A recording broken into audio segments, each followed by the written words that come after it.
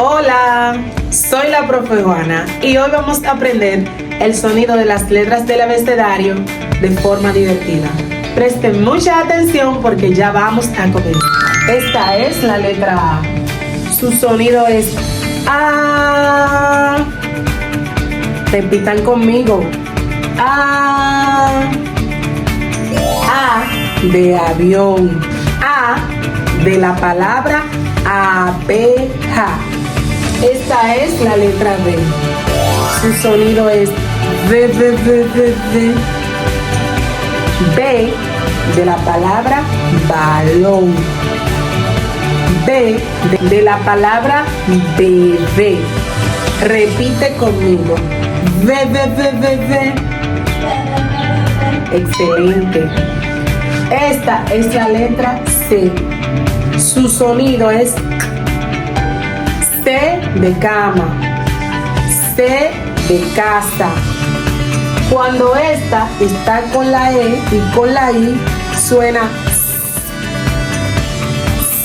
Vamos a repetir todo junto.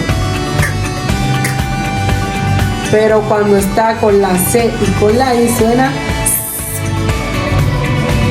Esta es la letra D. Su sonido es D, D, D, D, D. D de dedo. D de duda. Repitan conmigo. D, D, D, D, D.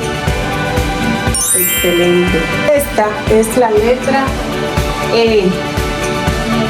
Su sonido es E. E de escoba. E de elefante. Repitan conmigo. E. Esta es la letra F. Su sonido es F de la palabra flor. F de la palabra foca. Repitan conmigo.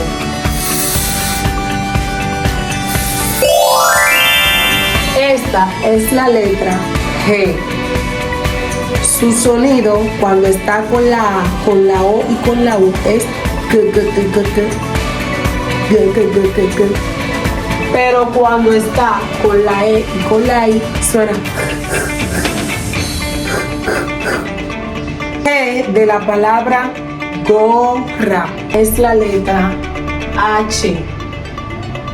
La letra H no tiene sonido, pero acompaña algunas palabras, como lo es la palabra helado, la palabra hoja. Es la letra